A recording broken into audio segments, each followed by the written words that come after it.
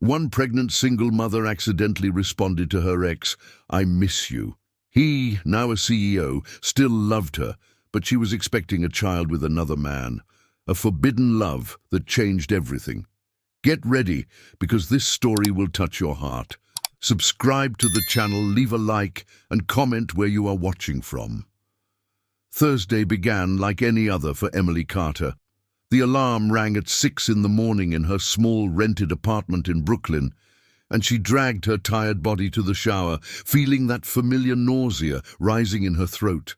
At 28, an administrative assistant at Paws and Claws Veterinary Clinic, Emily had her routine timed down to the minute. 7 in the morning on the subway, 8 hours opening the clinic, a quick lunch at 12:30, and leaving at 6 in the evening if she was lucky. But this Thursday was different. The brown envelope tucked inside her bag felt like lead against her shoulder. Emily was an average-height woman, with straight brown hair cut to shoulder length, which she always tied back in a practical ponytail. Green eyes that used to shine with determination, but lately carried dark circles from sleepless nights. Her clothes were simple: jeans, a plain top, comfortable sneakers to endure a whole day on her feet. Nothing about her drew attention, exactly how she preferred it. The subway on the Green Line was crowded at 6:30, as always.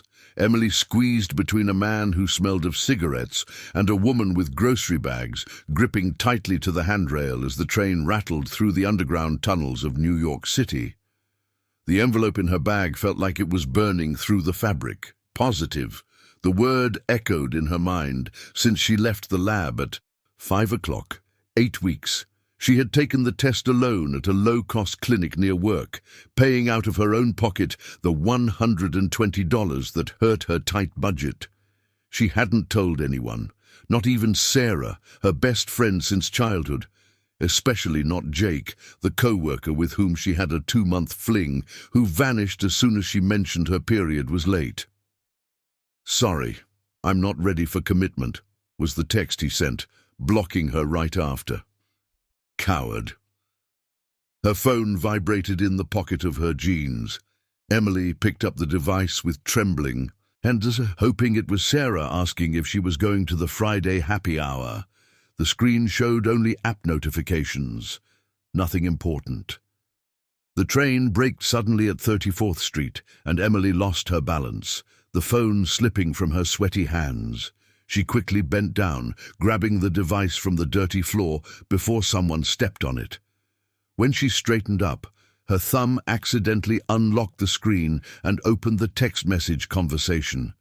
The nausea returned with a vengeance. Emily took a deep breath, trying to control the waves of nausea.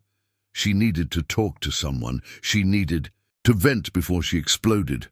Her fingers trembled over the keyboard. Without thinking much, she quickly typed, "I miss you." Hit send. It was only when she saw the name at the top of the conversation that her heart froze. Ryan Mitchell. No, no, no, no. Her hands started to shake for real now. How? How did she manage to send that message to him? To the man she hadn't seen in 2 years? To the one who shattered her heart when he chose an international promotion over the wedding they had planned? "Damn it," Emily whispered, and the woman next to her looked at her disapprovingly. She tried to delete the message, but the text already showed the 2 blue ticks. Seen. Emily's heart was pounding so hard she could hear it over the noise of the subway. Ryan was typing. The 3 dots blinked on the screen, mocking her. The response came in seconds. "I miss you too. Can we talk?" Emily felt her legs weaken. She gripped the handrail tighter, the envelope forgotten in her bag, the positive pregnancy test temporarily erased by the avalanche of emotions those 3 words provoked. "I miss you too," after 2 years. After all the tears she had shed, after all the nights she swore she had forgotten him, after finally managing to go whole days without thinking of him. The phone vibrated again. "Emily, are you still there?" Her fingers hovered over the keyboard. Responding would be opening a door she had locked with a padlock. It would invite back the pain that took months to overcome. It would be, "Please, I just want to talk. No strings attached, no expectations. Just talk." Emily closed her eyes. Ryan Mitchell, 33 years old, 6 feet tall, always well-groomed black. Hair, brown eyes that seemed to see straight into her soul. An athletic build from going to the gym 5 times a week. Always impeccably dressed in designer suits, a Swiss watch on his wrist, a confident posture of someone born to lead. They met 5 years ago at a charity event for the veterinary clinic. Ryan was starting a medical tech startup, and she was working part-time while finishing her degree in business administration. He won her over with deep conversations about life, genuine attention, and the way he looked at her as if she were the only person in the world. 3 years of dating, wedding plans. She had already chosen the dress. Then came the offer. CEO of an international hospital equipment company based in San Francisco. 3-year contract, no chance of return. "Come with me," he asked. "And my life here, my family, my job?" she questioned. "Your job is as an assistant, Emily. You can do that anywhere." The fight was ugly. Accusations from both sides. She called him selfish. He said she had no ambition. In the end, Ryan left for San Francisco alone, leaving her with a broken heart and an apartment full of memories. And now, 2 years later, he was on the other side of the screen asking to talk. The train stopped and Helena arrived at the subway station. She got off the automated train, climbed the stairs, passed through the turnstile, and emerged onto the damp street where a light drizzle began to fall. Stopping under the awning of Joe's Bakery, she finally typed the response. "When?" The reply came instantly. "Tomorrow, 6 in the evening, at the bakery we used to go?" Joe's Bakery, traditional with over 50 years of history at the corner of Harmony Street. Croissants in the morning, warm French bread in the afternoon, wooden tables where she and Ryan spent countless weekends talking for hours. Helena looked at her own reflection in the glass of the bakery next door. Hair tousled by the humidity, red eyes, a heavy bag on her shoulder containing the result of her pregnancy. What was she doing? Why did she agree? She had real problems to solve, a baby on the way, bills to pay, an uncertain future ahead. But her fingers were already typing. "Okay, at 6. She put her phone away before she could change her mind, and started walking home in the drizzle, unaware that that wrong message had just completely changed the course of her life. Helena didn't sleep that night. Lying in the single bed of the studio apartment she had rented for 3 years, she stared at the cracked ceiling while the fan lazily spun above her head.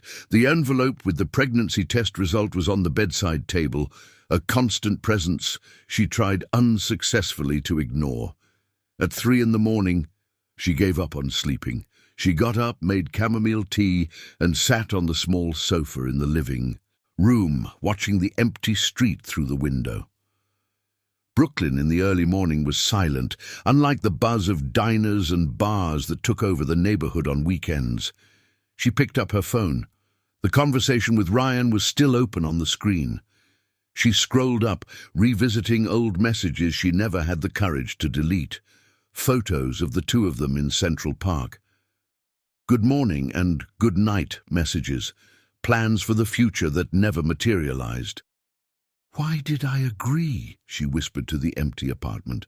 But she knew the answer, because even after 2 years, even after all the tears and sleepless nights, even after swearing to herself that she had moved on, a part of her still held feelings for Ryan Mitchell.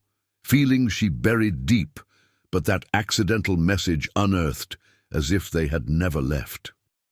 On Friday, Helena arrived at the veterinary clinic with deep dark circles under her eyes. Sarah, her best friend and co-worker, noticed immediately.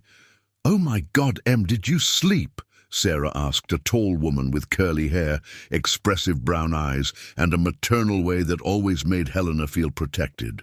Barely, Helena admitted, putting her bag in. The locker. Is it Mark again? Because I swear, if that idiot shows up here again, I will— It's not Mark, Helena interrupted, closing the locker with more force than necessary. It's complicated. Sarah crossed her arms, leaning against the tiled wall. The clinic hadn't opened yet, and they had a few minutes before the first clients arrived. Complicated how? Helena took a deep breath.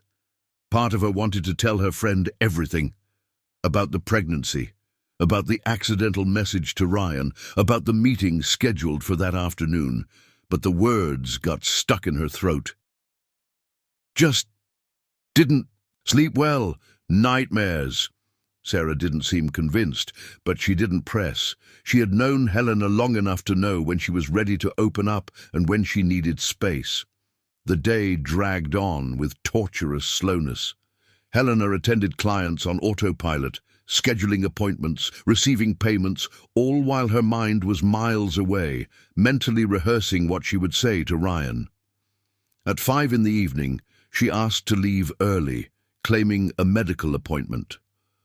"Are you okay?" Sarah asked, genuine concern in her eyes. "Yeah, just routine tests," Helena lied, grabbing her bag. "Call if you need anything." "Okay." Helena waved, leaving quickly before her friend could ask more questions. Joe's Bakery was a 15-minute walk from the clinic. Helena took her time, each step feeling heavier than the last. The establishment was exactly as she remembered. Faded yellow facade, vintage sign, dark wooden tables scattered throughout the spacious dining area, the smell of fresh bread mixed with coffee. It was 5:45. She had arrived early. She chose a table in the corner with her back to the wall, where she could see the entrance.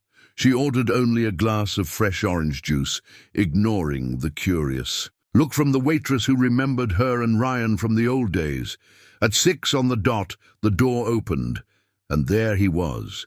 Ryan Mitchell looked exactly the same, yet completely different. Still tall, still with that presence that turned heads. But there was something in his eyes, a depth that hadn't existed before. He wore black dress pants and a navy blue shirt without a tie, sleeves rolled up to his elbows. In his arms, a bouquet of white lilies. Their eyes met across the dining area, and Helena felt as if all the air had been sucked from her lungs. Ryan walked to the table with measured steps, and she noticed he was nervous. Ryan Mitchell, the most confident man she had ever known, was nervous. "Hi," he said, his voice hoarse. "Hi," Helena replied, hating how her own voice came out shaky. "These are for you." He extended the lilies.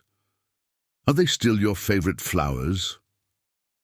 Helena took the bouquet with slightly trembling hands. White lilies. He remembered. "They still are," she whispered. Ryan sat in the opposite chair, and for a long moment neither of them spoke. The noise of the bakery continued around. Them, conversations from other clients, the clinking of cups, the hum of the coffee machine, but everything felt distant, muffled. "Are you okay?" Ryan finally asked. "You look tired." "I'm fine," Emily lied automatically, then corrected herself. "Actually, I'm not. I'm not fine." He leaned forward, immediate concern etched on his face. "What happened?" Emily looked away, staring at the orange juice in front of her. "First you. Why did you come back to San Francisco? I thought you were in Boston."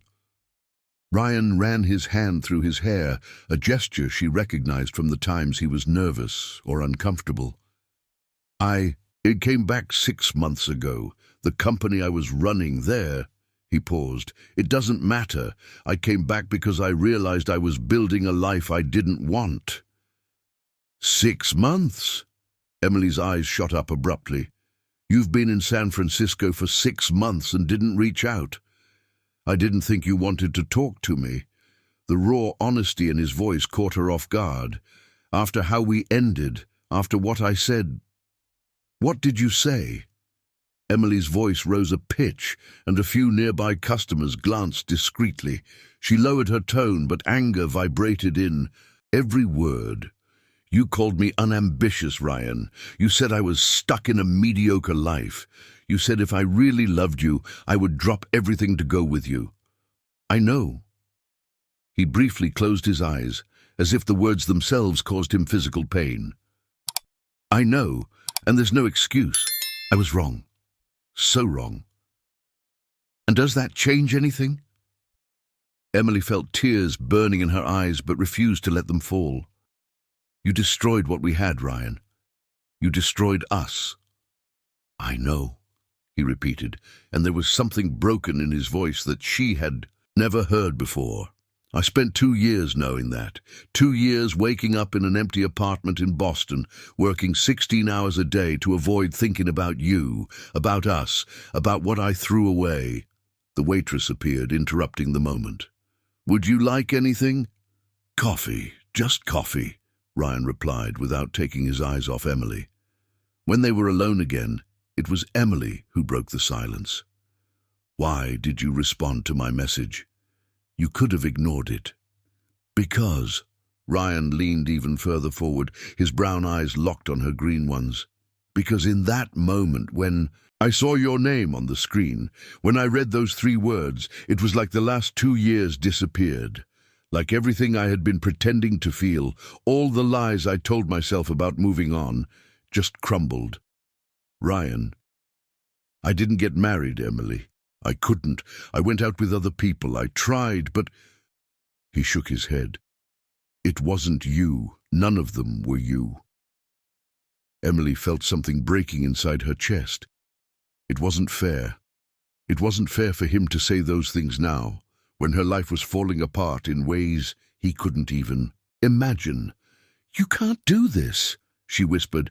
You can't just come back and say these things as if the last 2 years didn't happen.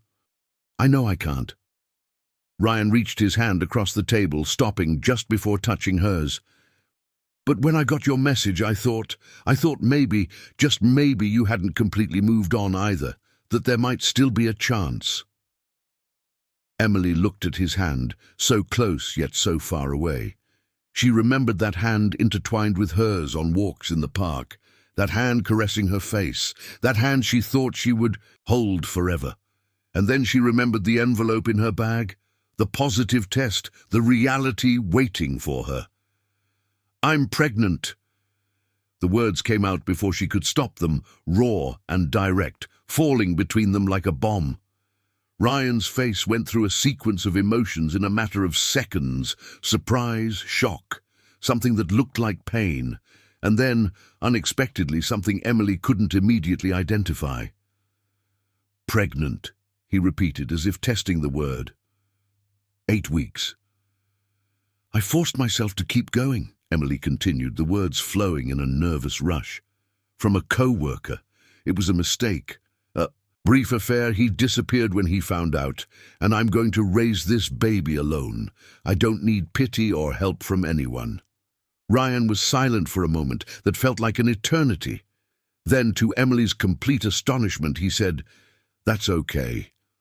Okay? She blinked, confused. That's okay. Ryan finally took her hand, his warm fingers enveloping hers. You're pregnant, with another man's baby. And I still want a chance, Emily. I still want to try again, if you let me. Emily stared at him, searching for signs of deceit, pity, obligation. But all she saw was raw sincerity and a fierce determination that scared her as much as it attracted her. And for the first time since she saw that positive result, she didn't feel completely alone. Emily jerked her hand away as if Ryan's touch burned.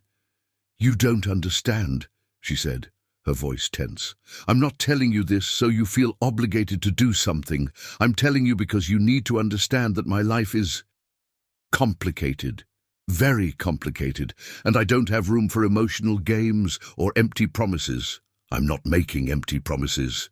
Aren't you? Emily let out a bitter laugh. Because the last time you made promises, Ryan, you broke them all. Marriage, a future together, partnership, it all turned to ashes when something better came along. Ryan recoiled as if he had been punched. I deserve this. I deserve every word. He took a deep breath, his fingers nervously drumming on the wooden table. But I'm not that man anymore, Emily. These 2 years changed me. People don't change that much. Some do. His brown eyes searched. Emily felt the tears threatening to spill and blinked furiously to hold them back. Not here, not in front of him. I need to go, she said abruptly, grabbing her bag and standing up. Ryan stood up too, nearly knocking over his chair. Emily, wait, please. Thank you for the flowers, she said, picking up the bouquet of lilies. But this, it was a mistake. The message was a mistake. I shouldn't have come. Then why did you come? The question stopped her mid-motion. Emily stood there next to the table, holding the flowers and her bag, trying to find an answer that made sense. I don't know, she finally whispered. You do know. Ryan stepped closer to her, keeping a respectful distance, but close enough for her to smell the masculine cologne he always wore, the one that reminded her of hugs and promises. You came because you felt the same thing I did when you read my response, because there's still something between us, even after everything. Even if there is, Emily forced herself to meet his gaze. It doesn't matter. I have a baby on the way, Ryan, a baby that isn't yours. I have bills to pay, a job that barely covers the rent, a family that will judge me for being pregnant and single. I can't deal with you too. Let me help. No. Emily. I said no. Her voice came out louder than she intended, turning several heads. Emily lowered her tone, but maintained her firmness. I don't need you. I don't need anyone. I'll be fine on my own.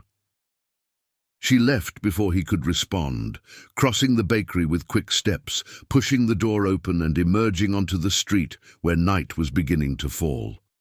The cool May air hit her, and she took a deep breath, trying to calm her racing heart. Emily! She heard his voice behind her, but she didn't stop.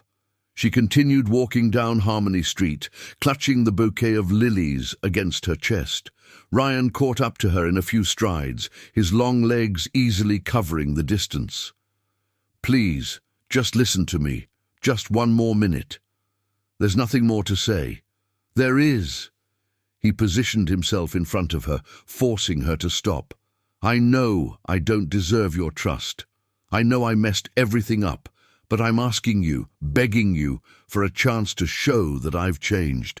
I'm not asking you to forgive me now or to take me back. I'm just asking for permission to be present, to support you. Why? Emily looked at him, letting him see the raw pain in her eyes. Why do you care? You left me, remember? You chose your career, your ambition, your bright future. Why do I suddenly matter again? Ryan ran a hand over his face, and under the yellow light of the street lamp, Emily saw that he looked exhausted. Because I spent 2 years at the top of my career, Emily, CEO of an international company, luxury apartment, 6-figure salary, and I woke up every morning in an empty bed, staring at the ceiling, wondering what the hell I was doing.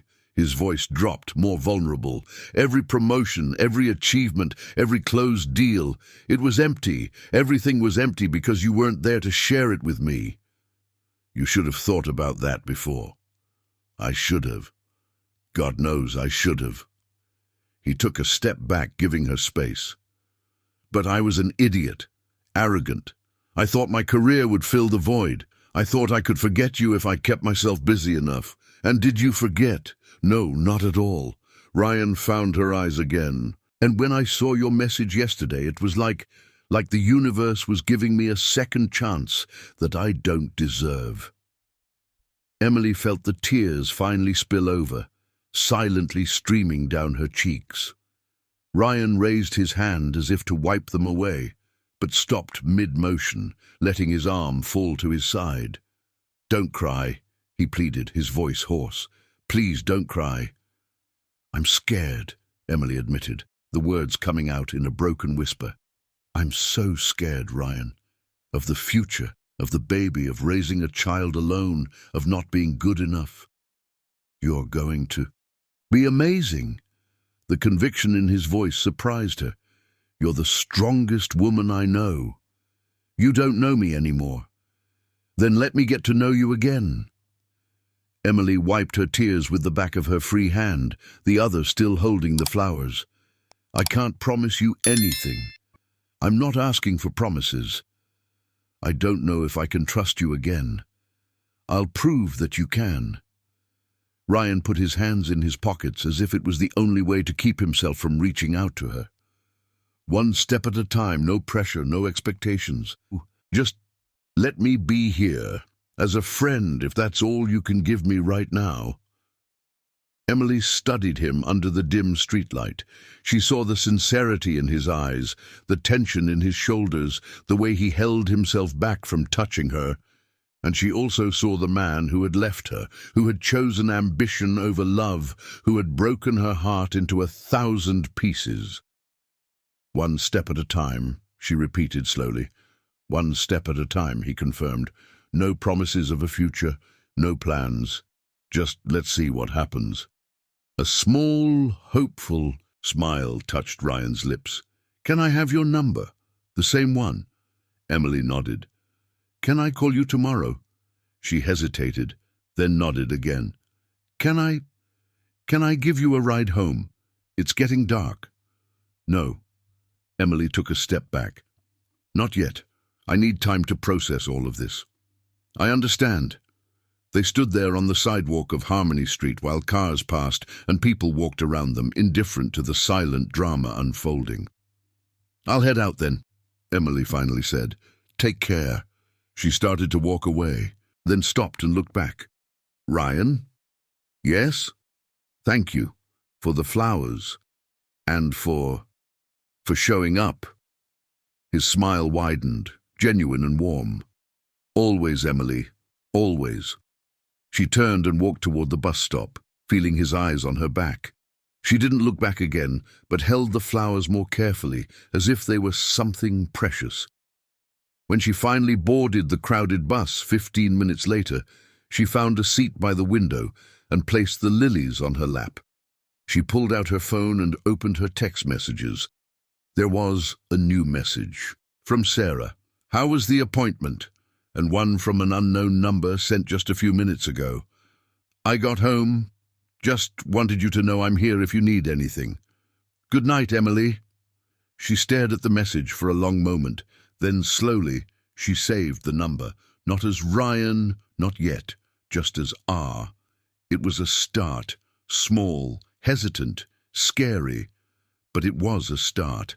And as the bus traveled through the illuminated streets of San Francisco, Emily placed her hand on her still flat belly and whispered to the baby growing inside her, I don't know what I'm doing, little one, but we'll figure it out together, okay? The phone vibrated again. Another message from R. I forgot to say, you look beautiful. You always have. For the first time in weeks, Emily smiled.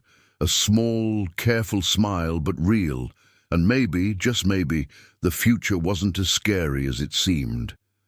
The weekend passed in a strange haze for Emily. Saturday morning, she woke up to the bouquet of lilies in an improvised vase on the small kitchen table, an empty glass olive oil bottle that she had cleaned and filled with water. The white flowers seemed to glow against the faded walls of the studio apartment, bringing life to the modest space. The phone vibrated while she was making toast. A message from R. Good morning. Did you sleep well? Emily stared at the screen, her fingers hovering over the keyboard. It would be so easy to ignore, to keep her distance, to protect herself, but there was something in the simplicity of the message, in the everyday attention, that touched her. Sort of. Nausea, she replied. The response came almost immediately. Ginger helps, or saltine crackers before getting out. Of bed, I researched. Emily felt something tighten in her chest. He had researched morning sickness. Ryan Mitchell, who 2 years ago barely remembered to ask how her day was researching pregnancy symptoms. Thanks for the tip. If you need anything, anytime, you can call me, okay? She didn't respond, but saved the message before locking her phone. Sarah showed up in the afternoon, bursting into the apartment with her usual energy, bringing containers of food that her mother had prepared. "You've been acting strange since Friday," Sarah declared, putting the containers in the fridge. "And don't give me that medical appointment story. I know you, Em. What's going on?" Emily was sitting on the couch, hugging a pillow. The lilies on the kitchen table were impossible to ignore. Sarah saw them and froze. White lilies. She slowly turned to Emily, her eyes wide. "Your favorite flowers. Who gave you white lilies?" "Sarah." "No." Sarah raised her hand. "Don't tell me that. Emily, please tell me it's not who I'm thinking." Emily's silence was answer enough.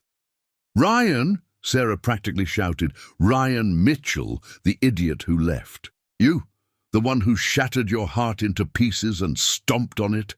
He came back to San Francisco," Emily said softly. "And so?"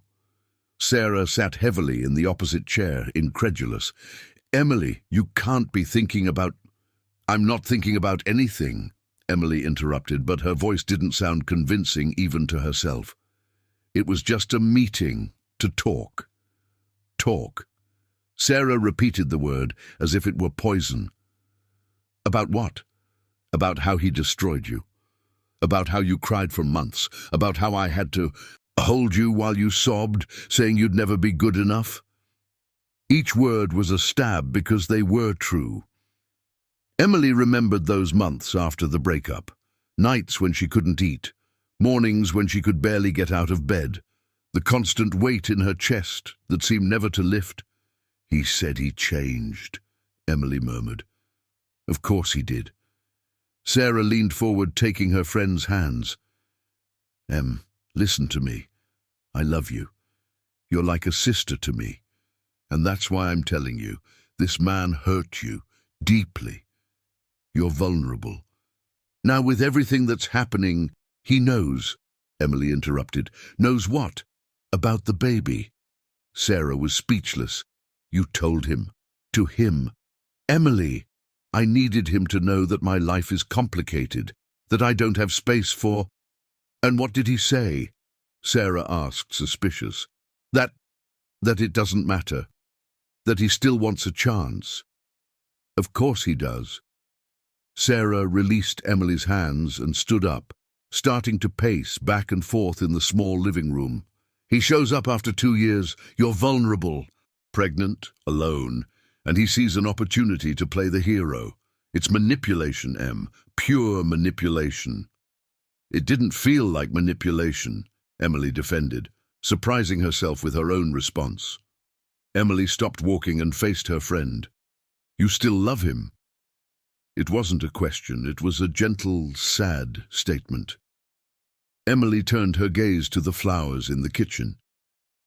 "I don't know what I feel. Anger, hurt, but also something I thought I had buried." "Em, I can't tell you what to do," Sarah said, sitting back down and taking her friend's hands again. "But I can ask you to be careful, very careful. Your heart has already been broken once by that man, and now you have more than just yourself to protect." Emily instinctively placed her hand on her belly. "I know. Promise me you'll take it slow, that you won't give in until you're absolutely sure." "I promise." Sarah sighed deeply.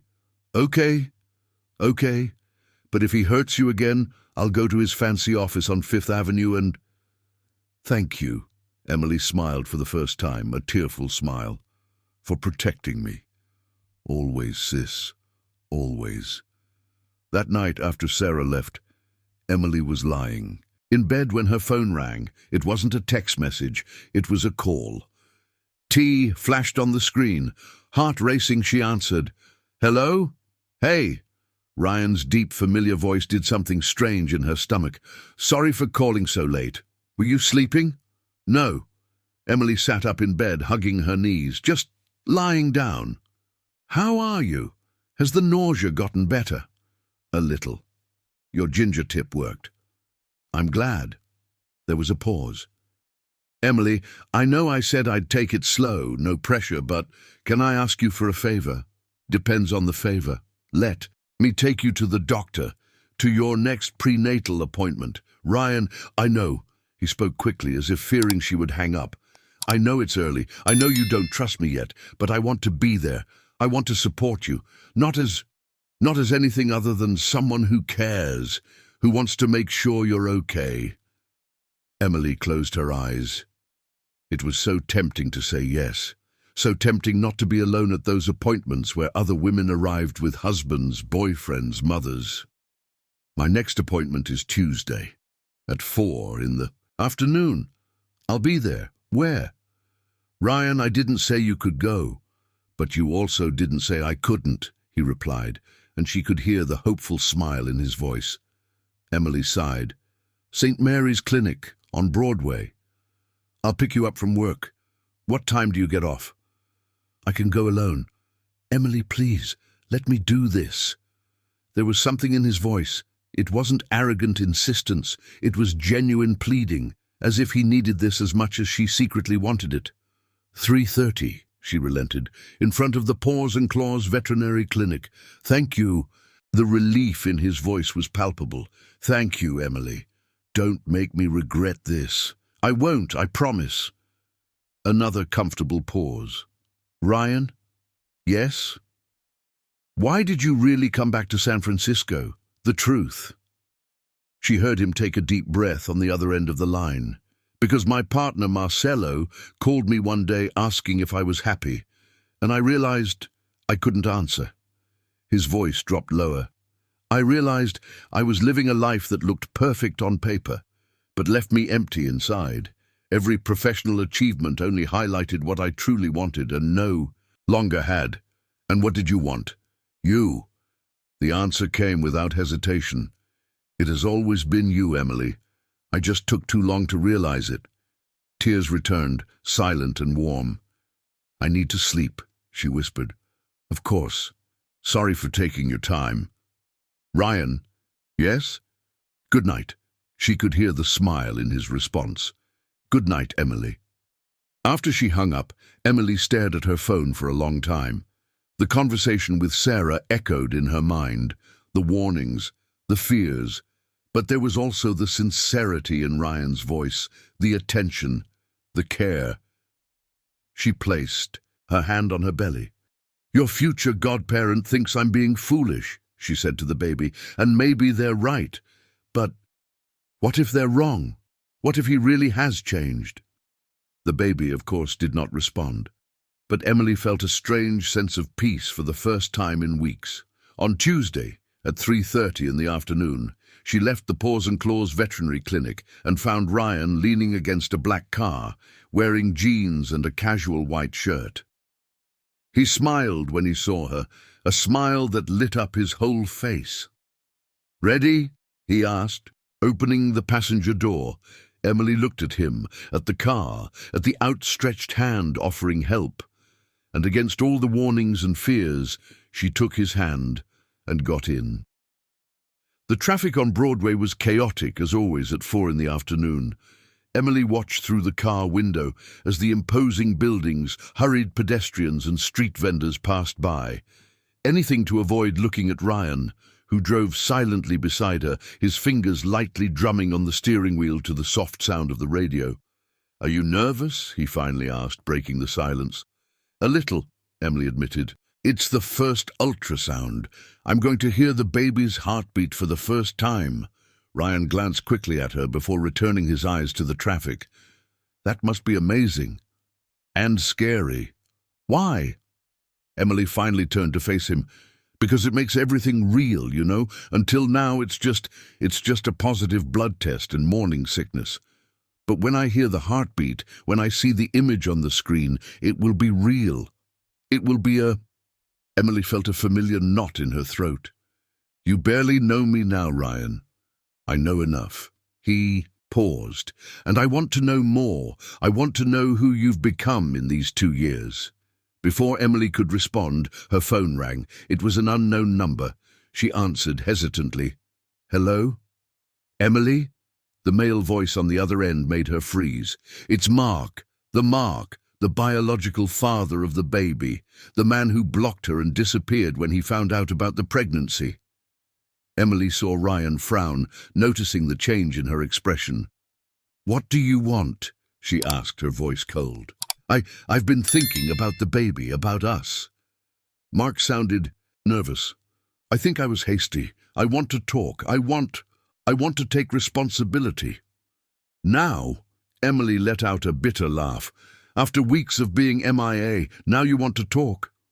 "I know I messed everything up, but I was scared, Emily. I didn't expect—" "Neither did I," she cut in.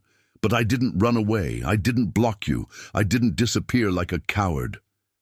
"I deserve this," Mark admitted. "But can we talk, in person?"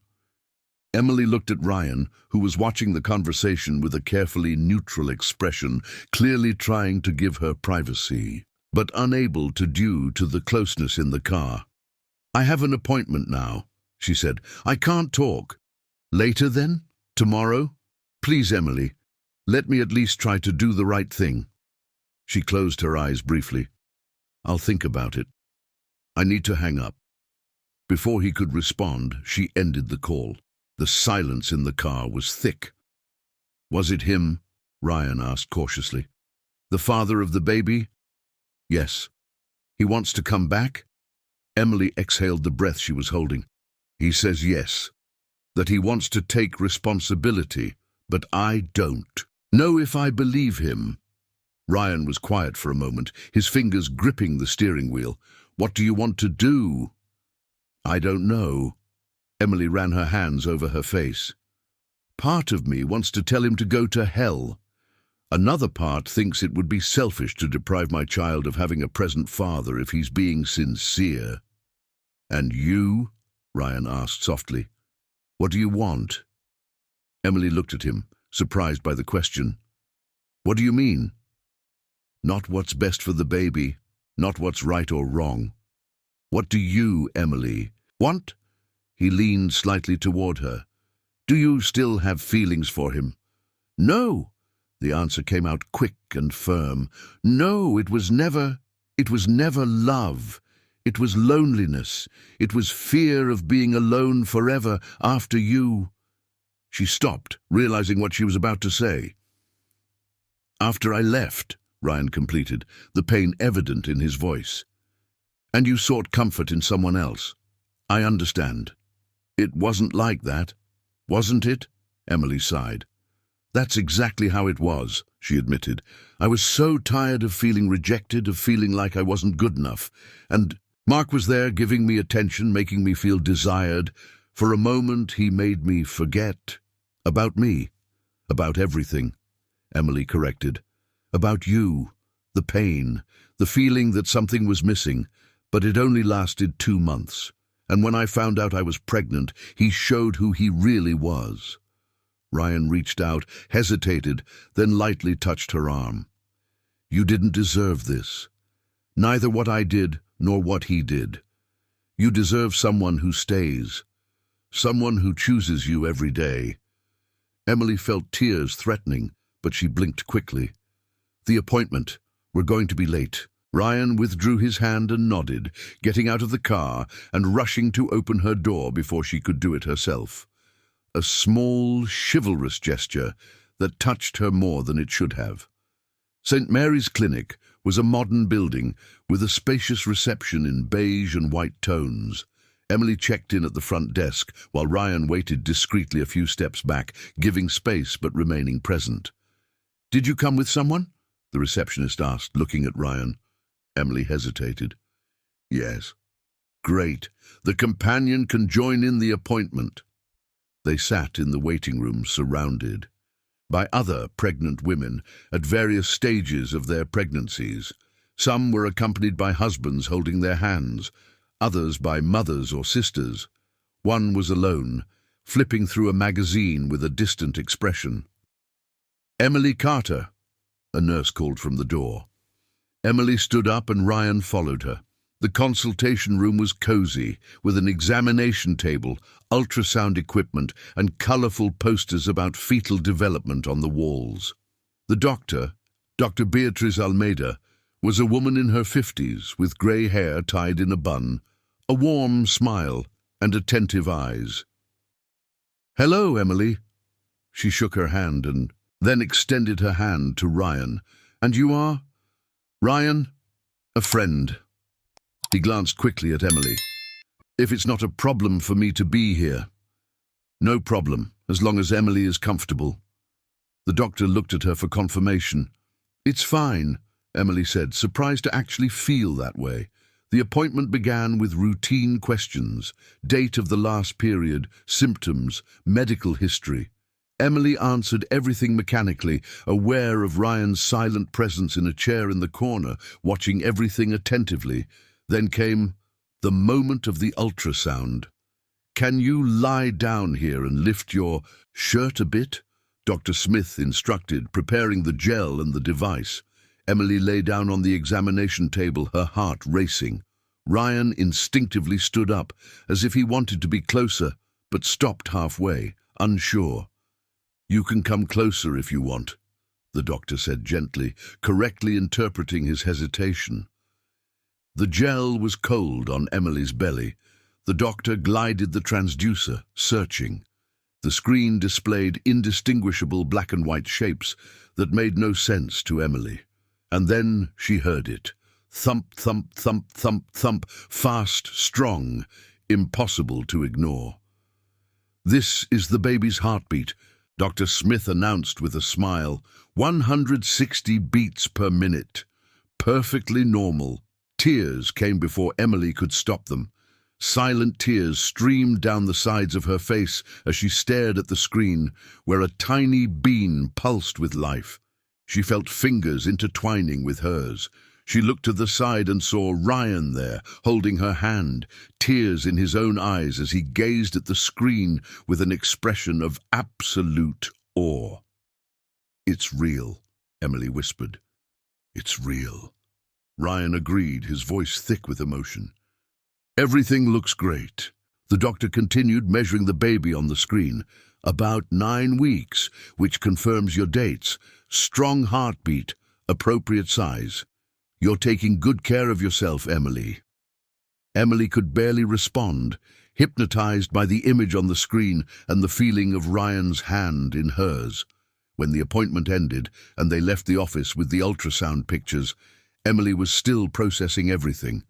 Ryan was quiet beside her, a hand gently resting on her back as they walked. In the car, before starting the engine, he turned to her. "Thank you," he said. "Why?" "For letting me be there, for letting me be a part of this, even from a distance.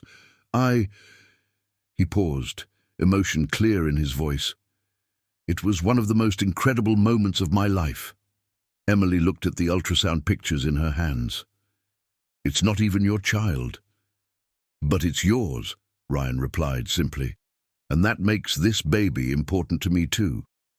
And it was in that moment, sitting in the parked car on Broadway, holding the first pictures of her baby, that Emily felt something fundamental shift within her.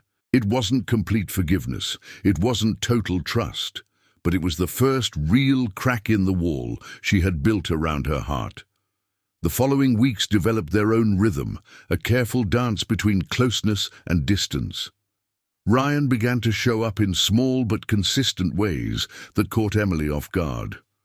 The Thursday after the appointment, he appeared at the veterinary clinic during her lunch hour with a smoothie bowl topped with granola and fruits. "You mentioned yesterday that you were craving it," he said when Emily stared at him, confused, at the clinic door, holding the cold cup. "I mentioned?" She didn't even remember saying that. "In the text message, you said you were dying of heat and that a smoothie bowl would be perfect." Emily accepted the cup, touched by the gesture, but also slightly alarmed by his attention to detail. Sarah watched everything from the reception with hawk-like eyes. When Ryan left, after a brief conversation, she immediately pulled Emily into the stockroom. He's winning you over again, Sarah declared, arms crossed. It's just a smoothie bowl, Sarah. It's not just a smoothie bowl. Sarah pointed accusingly. First flowers, then the doctor's appointment, now smoothie bowl. What's next? Showing up with the crib assembled? You're exaggerating. I'm protecting you. Sarah softened her tone, touching her friend's arm. I see how you look at him. I see your eyes shining when he texts. You're falling for him again. I'm not, Emily protested, but the denial sounded weak even to her. You are. And I get it. He's doing everything right. But what happens when his life gets busy again? When his company demands his attention? Will you be a priority, or will you be pushed aside again? The words lingered with Emily for the rest of the day. That night, when Ryan called to check on her, she was shorter with her answers, more guarded. He noticed immediately. "Did I do something wrong?" he asked, concern evident in his voice. "No, I'm just tired." "Emily, please don't do this. Don't shut me out. If I did something that bothered you—" "It's not that." She sighed, sitting on the sofa in her apartment. It's a lot of attention, Ryan. The smoothie bowl, the constant texts, the calls. It feels like what? It feels like you're trying to make up for 2 years in 2 weeks. And I don't know if that's sustainable." There was silence on the other end. Then Ryan spoke, his voice careful. "You're right. I was so focused on showing that I've changed that I didn't think if it was too much. I'm sorry." The sincerity in his admission caught her off guard. "I just need it to be real, you know? Not a temporary honeymoon phase." "It is real. Emily, I promise it is. But I'll slow down. I'll give you space." And he did. In the following days, the messages decreased in frequency. The calls became less constant. Emily thought she would feel relief, but instead felt something dangerously close to disappointment.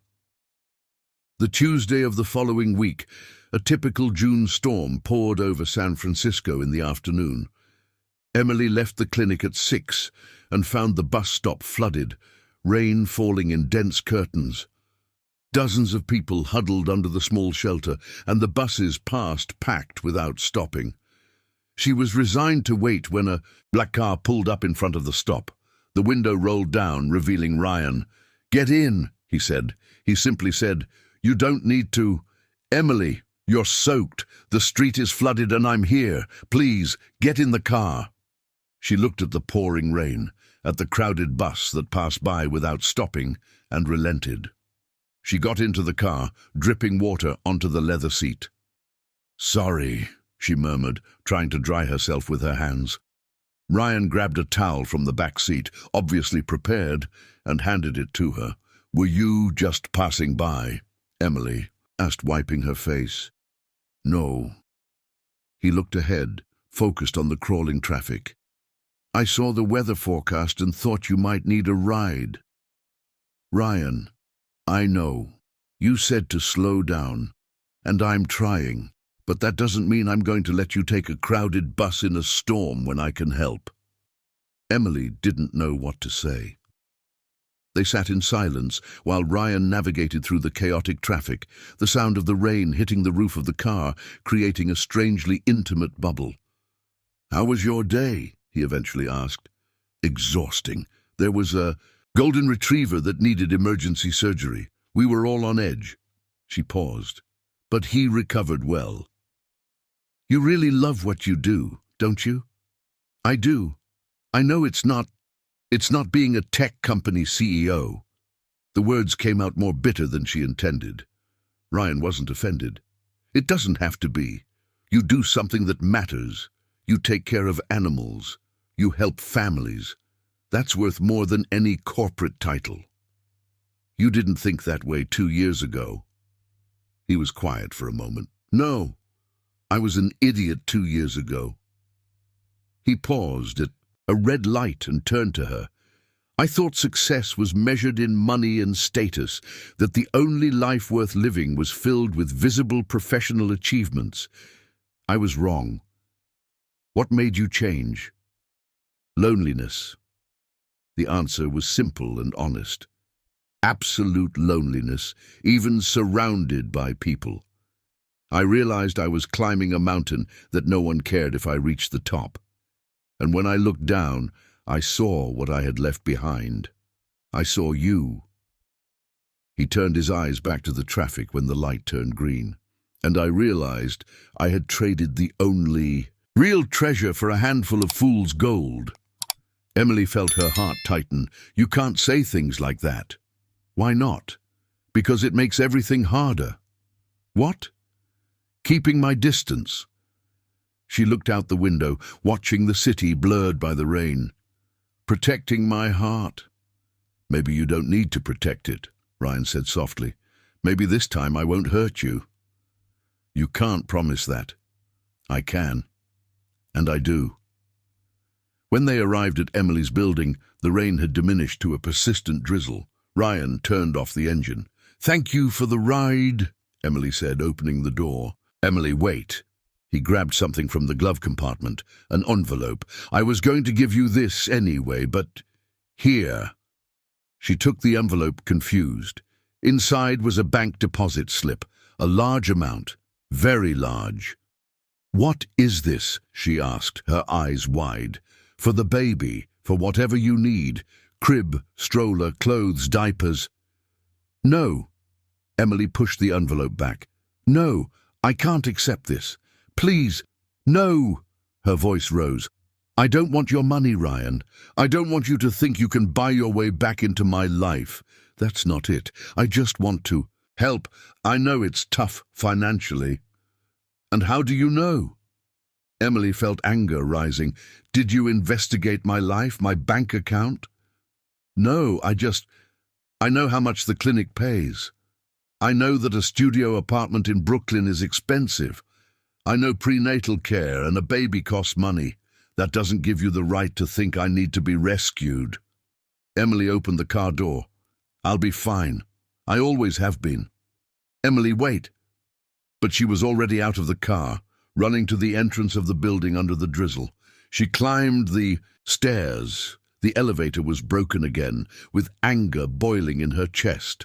Anger at Ryan for assuming, anger at herself for being initially moved. Inside the apartment, soaked and frustrated, she grabbed her phone and finally replied to the message she had been ignoring for days. Mark, can we talk? Tomorrow at 7 at the cafe on the corner. The response came almost immediately. Thanks, Em. I promise I won't let you down again. Emily threw her phone on the couch. Promises. Everyone made promises. The phone rang. It was Ryan. She ignored it. It rang again, ignored it again. On the third time, she answered angrily. What? Please don't hang up. I know I messed everything up. I should have asked first, not assumed. It was arrogant and insensitive of me. It was. But it wasn't about rescuing you. It was about wanting to be part of this, about wanting to contribute even if it's financially, since I can't be the biological father of this child. His voice broke slightly. I just wanted to feel useful, Emily, to feel that I matter in some way in this story. Emily's anger wavered. You do matter, she admitted quietly, but not because of money. You matter because you're here, because you show up, because you genuinely care. So will you accept the financial help? No, at least not now. Maybe later if I really need it, but not like this, Ryan. Not as a transaction. Okay, I understand. He breathed a sigh of relief. Are we okay? Emily sat on the wet couch, exhausted.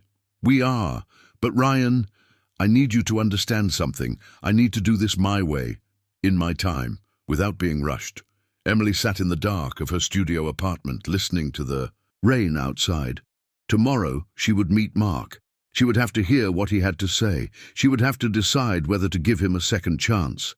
But tonight, alone in the darkness, she admitted to herself a frightening truth. It wasn't Mark who occupied her thoughts. It was Ryan. Always Ryan. And that terrified her as much as it comforted her. Cozy Cafe was a small and cozy establishment on the corner of the street where Emily lived, with rustic wooden tables, mismatched chairs, and a handwritten menu on a chalkboard on the wall. She arrived at 7 sharp on Wednesday, choosing a table by the window where she could see the street. She ordered only a passion fruit juice and waited, her fingers nervously drumming on the table. Mark arrived 5 minutes late.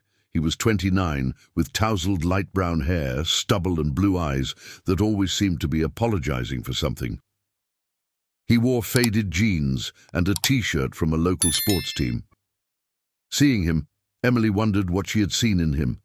Maybe it was the ease, the availability, the way he laughed at her jokes and made her feel light after months of emotional weight. "Hi, Em," he said, sitting down in the opposite chair. "Thanks for agreeing to meet." "You said you wanted to talk," Emily replied, keeping her voice neutral. "So talk." Mark ran a hand through his hair, clearly nervous. "I know I was a coward. When you told me about the pregnancy, I panicked. I wasn't ready, you know? I can barely take care of myself. How was I supposed to take care of a child?" "And now? Ready?" "No." The honesty surprised her. "No. I'm still terrified, but I've been thinking what I did was wrong. Disappearing, blocking you, pretending it wasn't happening. My mom found out," he didn't need to specify how, "and gave me the biggest lecture of my life.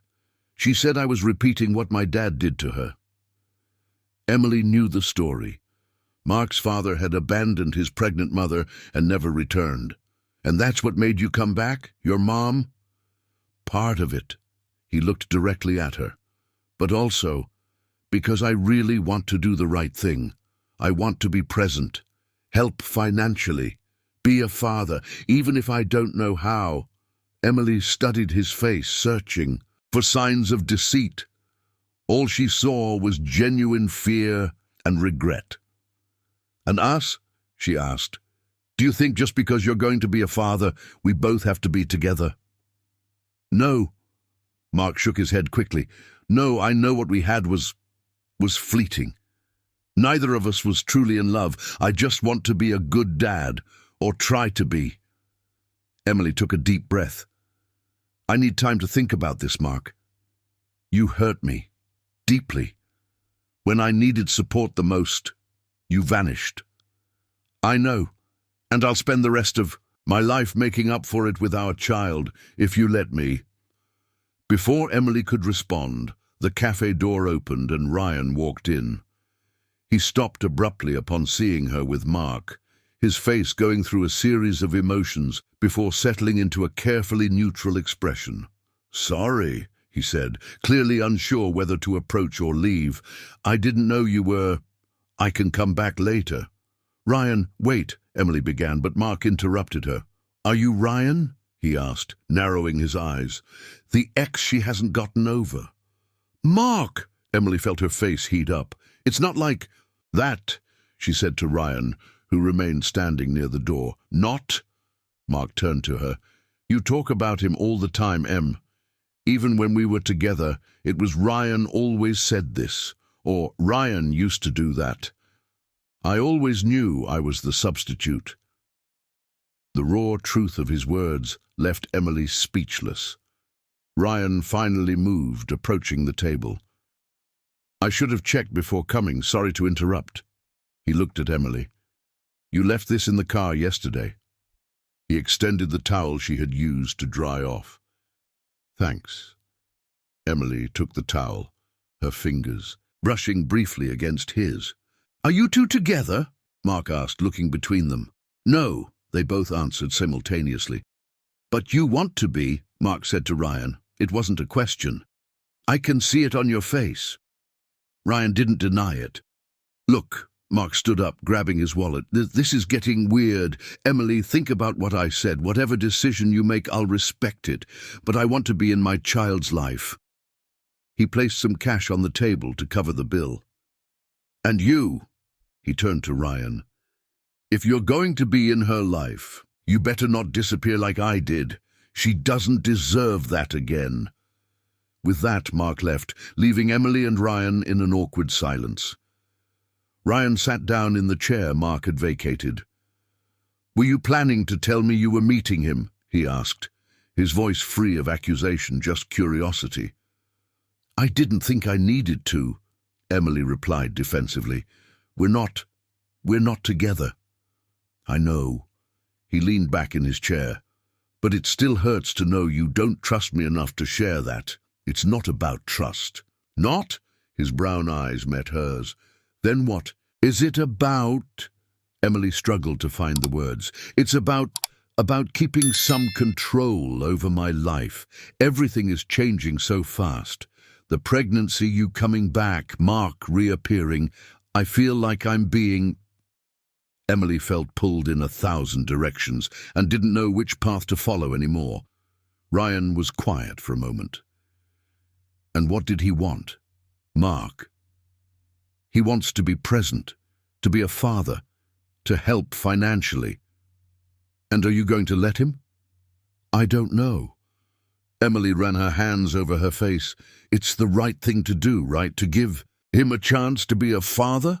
But at the same time, I don't trust him. What if he disappears again? What if my child gets attached and he decides it's too hard?" "Those are valid fears.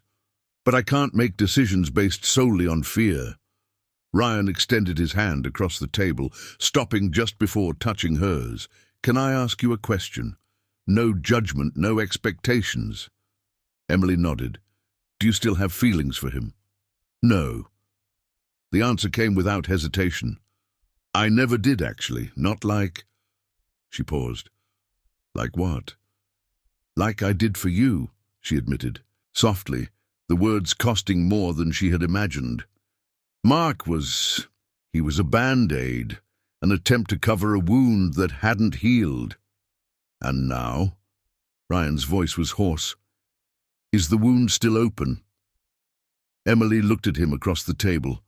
She saw the dark circles under his eyes, a sign of sleepless nights. She saw the tension in his shoulders. She saw the raw vulnerability he wasn't trying to hide. "It's healing," she finally said, slowly, "but it is." "Can I make a confession?" "Depends on the confession."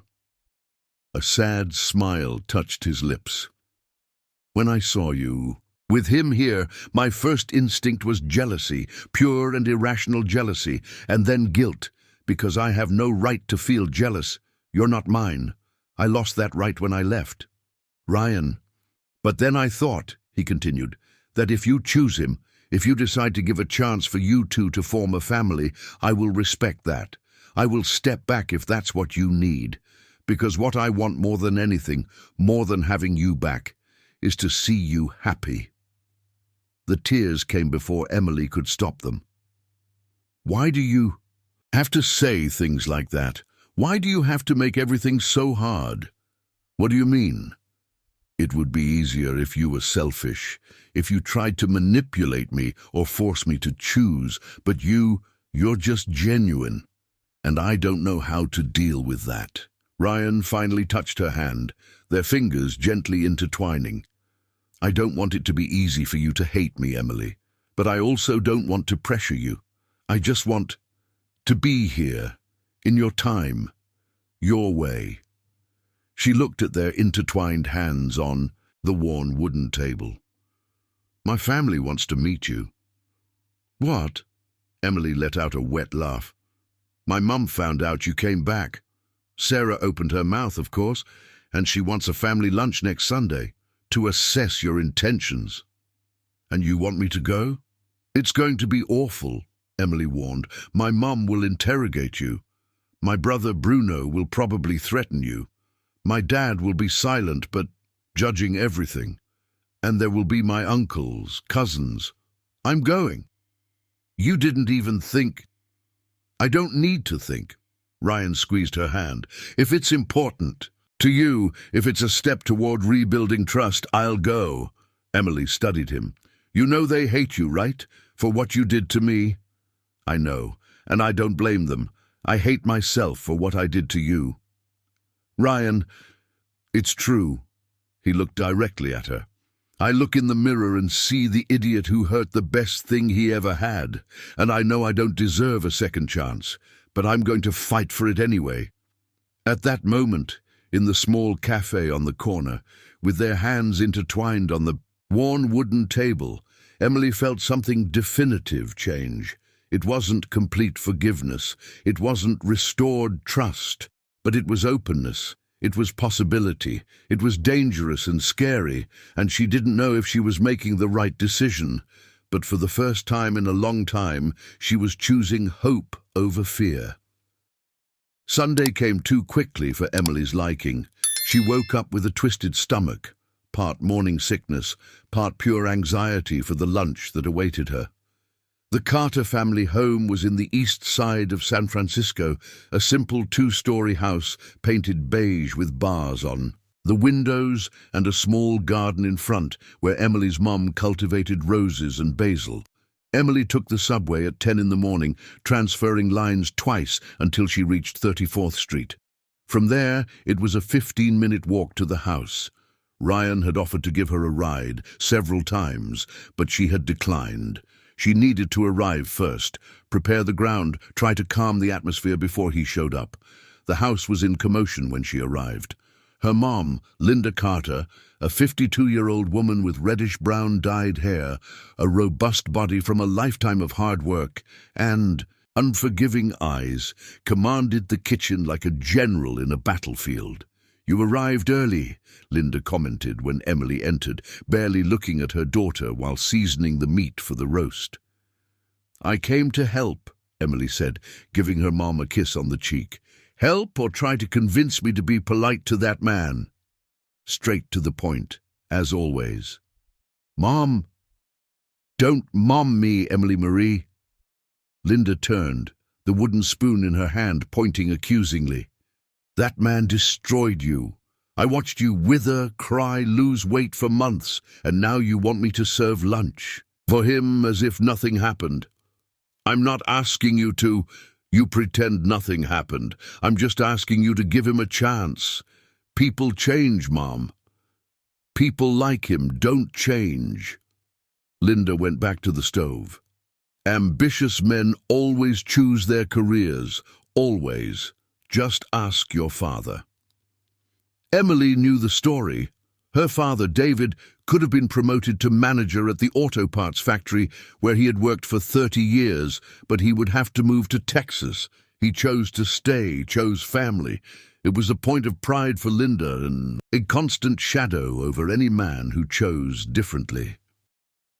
"Ryan isn't your father," Emily said softly. "No, he's worse. At least your father thought of us before deciding. This one didn't even consult you. He just left." Before Emily could respond, her brother Jason walked in through the back door.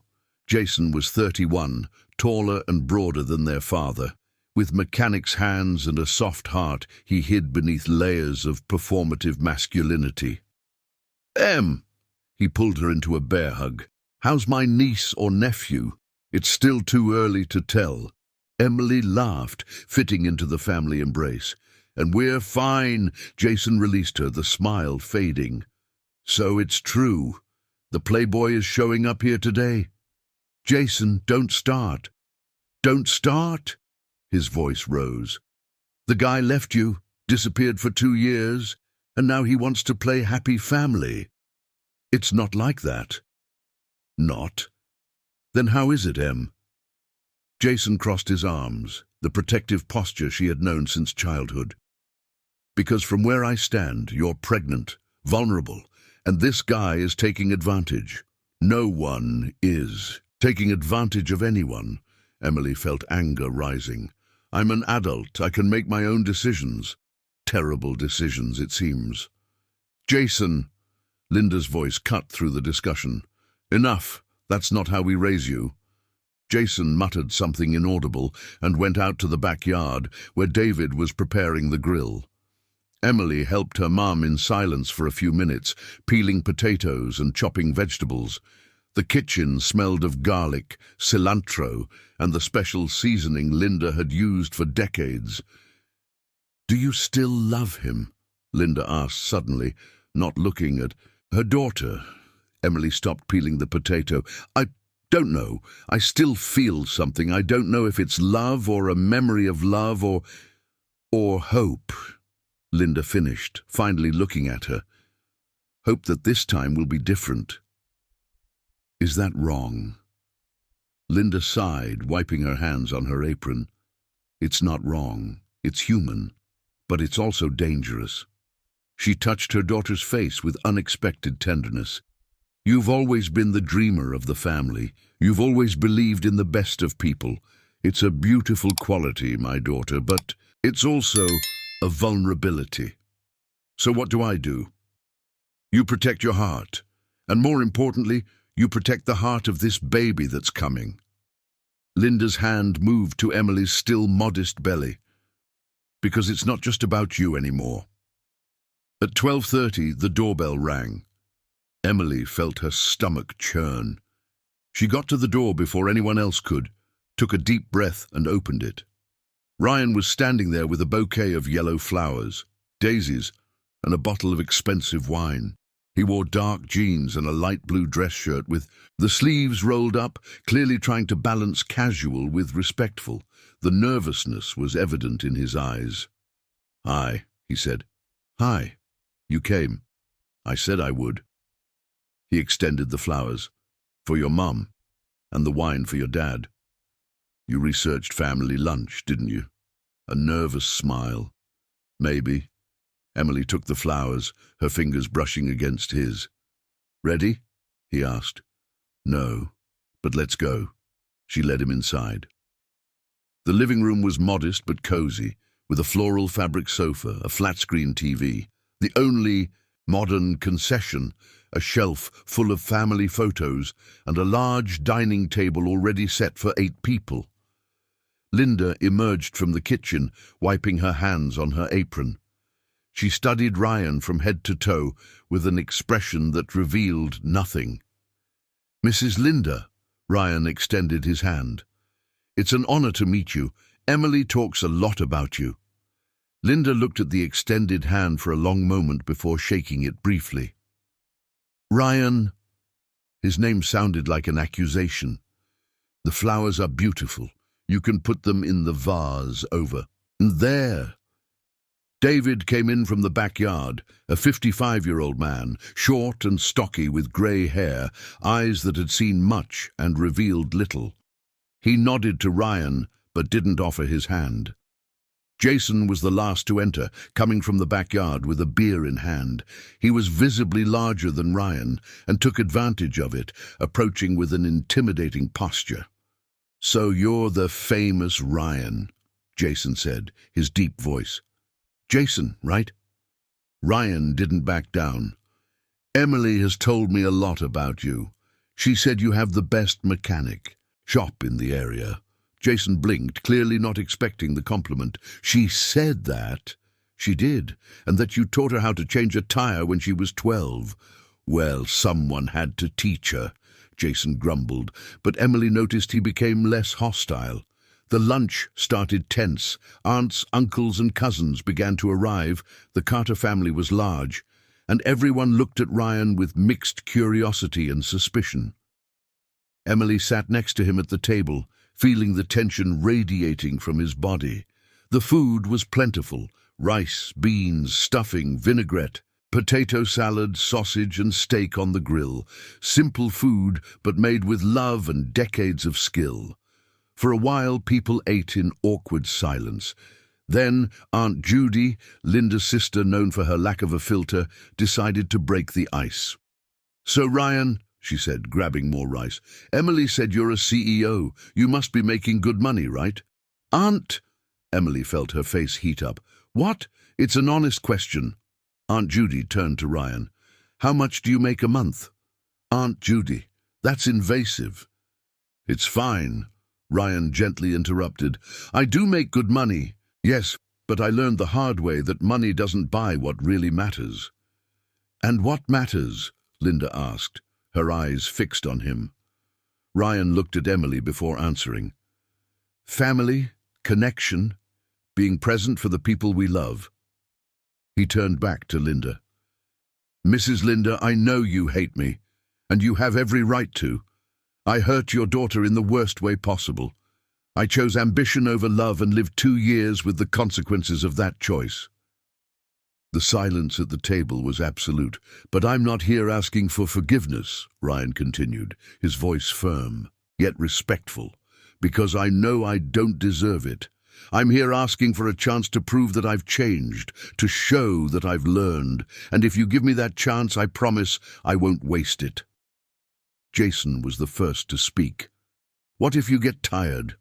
What if life gets tough and you decide your career is more important again?"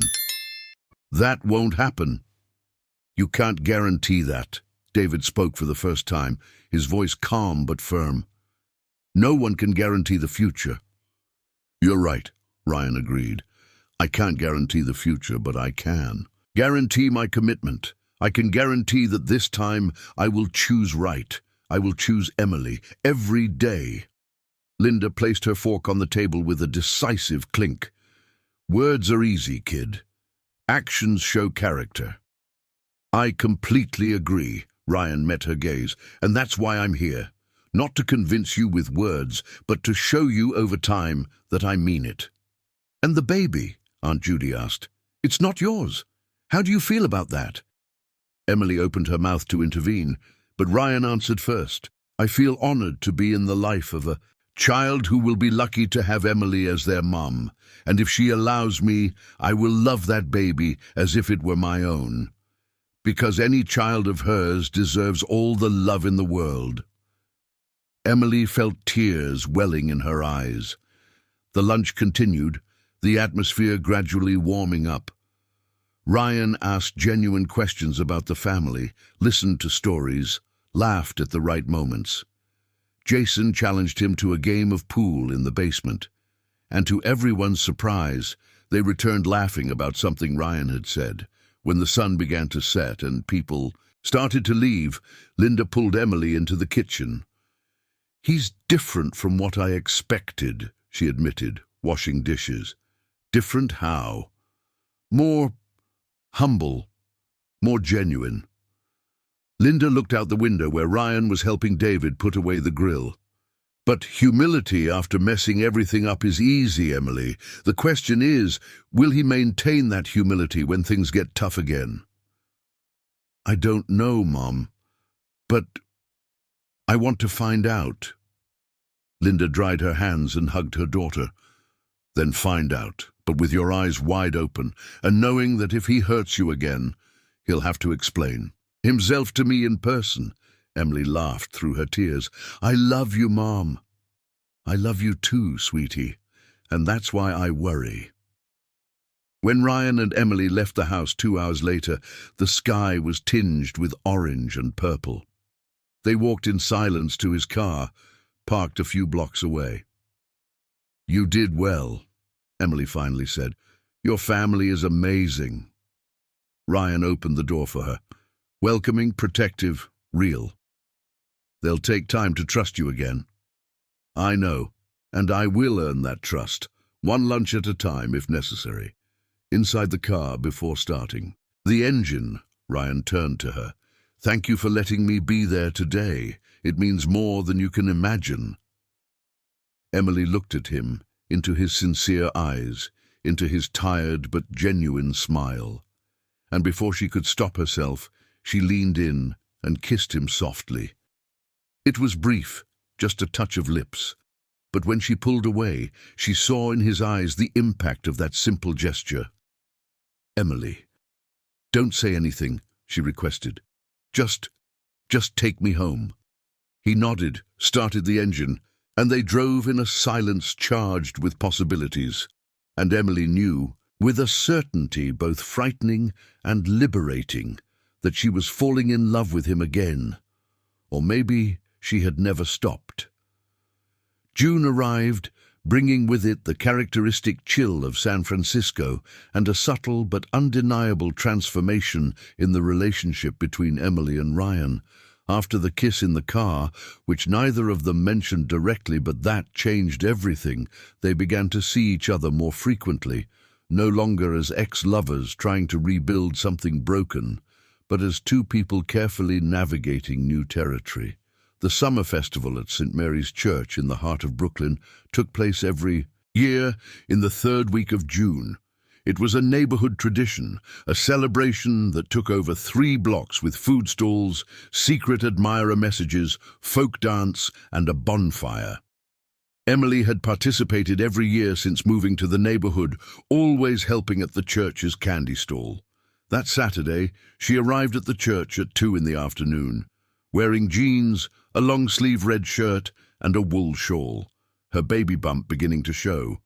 A smooth but unmistakable curve. 4 months of pregnancy. Mrs. Johnson, the coordinator of the booth, a 70-year-old woman with the energy of a 20-year-old, greeted her with a tight hug.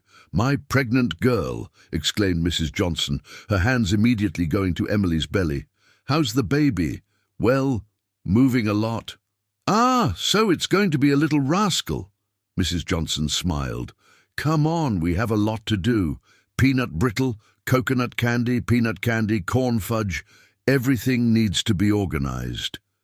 Emily dove into the work, arranging sweets on trays, sticking price tags, and decorating the booth with colorful bunting.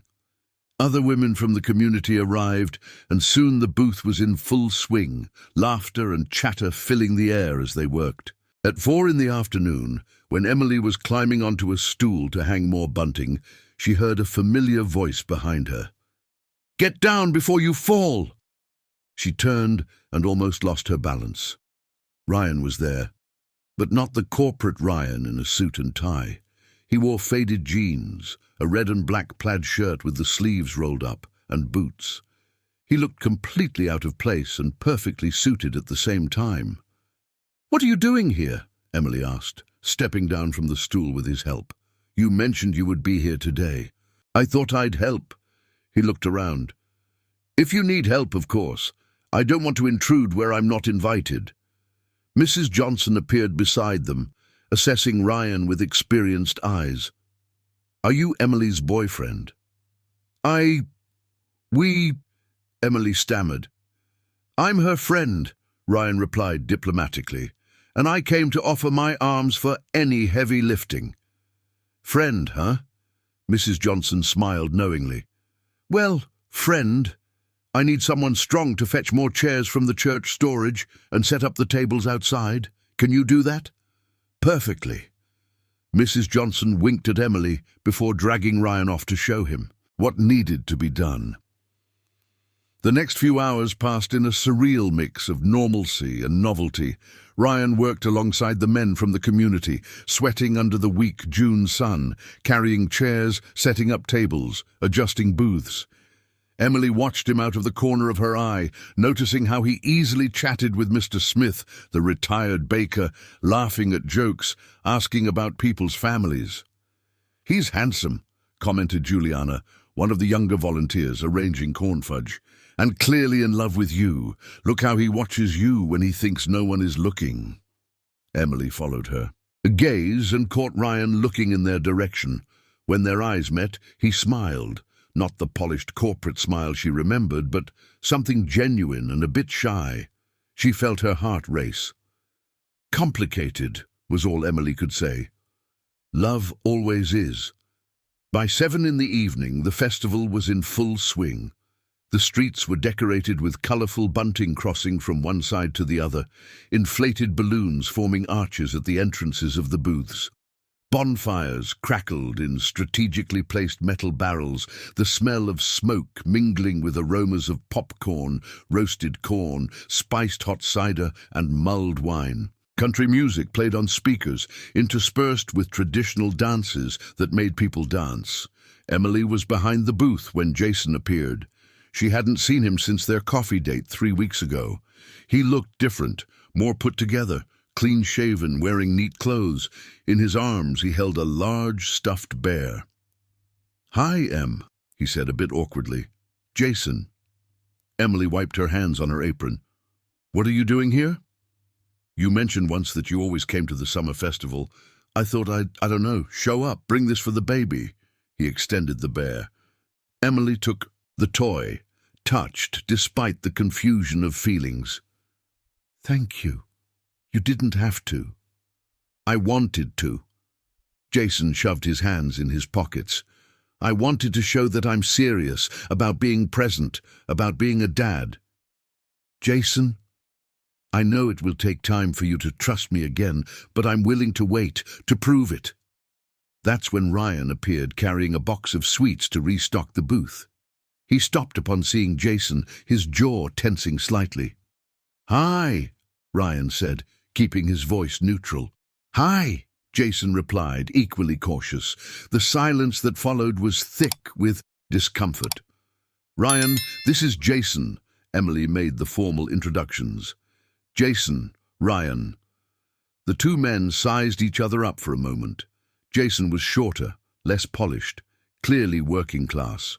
Ryan was taller, confident posture, even in casual clothes exuding an aura of success. "The baby's dad," Ryan finally said. "And you're the ex who came back," Jason replied. Not exactly hostile, but also not friendly. "Guys," Emily interrupted before the tension escalated.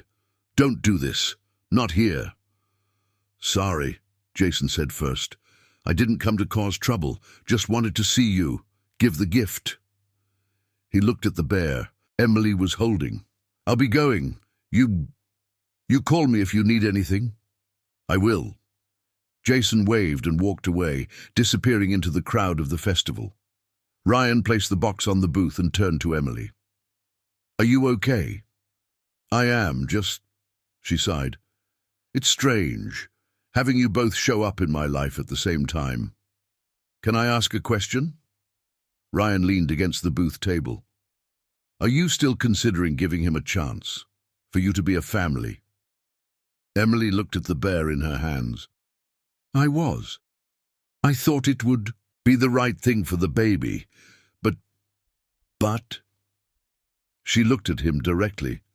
"But I don't love him. I never did. And raising a child in a relationship without love because it seems to be the right thing, isn't fair to anyone. Not to me, not to him, not to the baby." "And what do you want?" Ryan asked softly, echoing the same question he had asked weeks ago. Before Emily could respond, Mrs. Johnson appeared, ringing a bell. "Attention!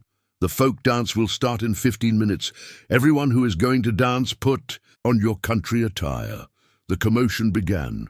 Emily had forgotten that she had signed up to dance in the folk dance months ago, before she discovered the pregnancy, before everything changed.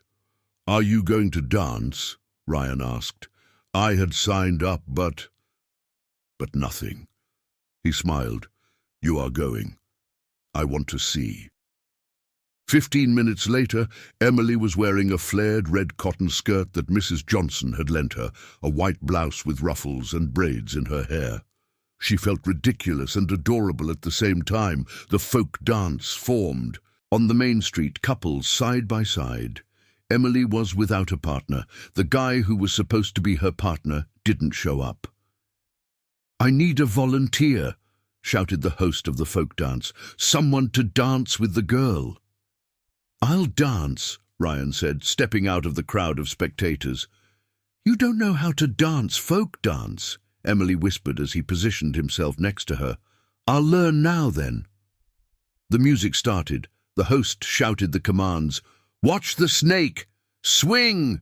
Greetings!" Ryan stumbled, stepped on. His own feet, clearly clueless about what to do, but laughed at himself without shame. Emily laughed too, more than she had in months. When it came time for en arrière, where the pairs held hands and spun around, Ryan pulled her closer, his eyes fixed on her with an intensity that made everything around them disappear. The party, the music, the people, everything faded into the background. "You look beautiful," he murmured, low enough for only she could hear. "I look ridiculous. You look perfect." The folk dance continued, but Emily barely paid attention to the steps. She was mesmerized by the way Ryan looked at her, the way he held her hand tenderly, the way he smiled every time he missed a step. When the music ended and everyone applauded, they stood there, still holding hands, still lost in each other. "Emily," Ryan began, his voice suddenly serious, "I need to tell you something." Her heart raced. "What?" "The company, TechMed." He took a deep breath. "We received an offer. An international hospital network wants to buy our main patent and hire us as exclusive consultants. It would be a $1 million contract. It would change everything." Emily felt her stomach drop. Here it came. The choice, the career, the repetition of the story. "And you're going to accept—" It wasn't a question. "No." "What?" "I declined." Ryan squeezed her hand. "Not only did I decline, but I restructured the entire company. I sold half of my shares to Marcelo, my partner. I set up a satellite office here in San Francisco so I wouldn't have to travel as much. I hired a COO to handle daily operations. I'm still the CEO. I still make important decisions, but now I can do it remotely when necessary." Emily stared at him, processing the words. "Why?" "Because I learned that no contract, no amount, no title is worth more than being present for the ones we love." He gently touched her face. "Because I spent 2 years making the wrong choices, and I'm not going to do that again." "Ryan, I love you, Emily." The words came out firm and clear. "I never stopped loving you, and I know I asked for time. I asked to take it slow, but I can't hold back saying this anymore. I love you. I love who you are. I love your strength. I love how you care for people. I love how you are building a life for this baby, even with fear. And if you let me, I will love this baby too. Not as a stepfather, but as a father, because any child of yours is mine too." Tears streamed freely down Emily's face now. "Are you sure? Because life with a baby it's hard, Ryan. There are sleepless nights, dirty, diapers, constant crying, expenses, I know. And I want all of that. I want the 3 a.m. wake-ups. I want the diaper changes. I want the hard moments and the easy ones. I want to be there when the baby says their first word, takes their first step." He held both of her hands. "I want you. I want us. I want a family." Emily sobbed, all the walls she had built crumbling at once. "I love you too," she confessed through tears. "I tried to stop, I tried to forget, but I never could." Ryan pulled her into a hug, holding her tightly as she cried on his shoulder, tears of old pain and new hope mixing together. Around them, the party continued, but in that moment, it was just the two of them, finally honest, finally vulnerable, finally together. When they separated, Ryan wiped the tears from her face with his thumbs. "So, is this it? Are we really trying?" "We are," Emily confirmed, smiling through her tears. "But slowly, with communication, with honesty, with everything," Ryan promised. And there, under the colourful bunting of the summer festival, with crackling bonfires and music playing, they kissed, a kiss of new beginnings, of forgiveness, of the future. And for the first time in a long time, Emily felt that she was exactly where she was meant to be. July brought a twist that no one expected. Emily was at work when Sarah called her, her face pale, holding her phone as if it were a bomb about to explode. "Em, you need to see this," Sarah said, showing her the screen. It was an article on a financial news website. The headline read, TechMed faces $1 million lawsuit. Competitor questions the validity of main patent. Emily felt her blood run cold. She quickly read the article. A rival company, MedTech Solutions, was processing MedTech, claiming that the patent for the main equipment developed by Ryan's company was based on technology they had developed first. The lawsuit sought not only the annulment of the patent, but also damages that could reach tens of millions. "Does Ryan know about this?" Sarah asked. "I don't know. He hasn't told me anything." Emily picked up her phone and called. Ryan answered on the third ring, his voice tense. "Hi, I was just about to call you. I saw the news. Ryan, what's going on? Can we talk now, in person? I get off work at 6.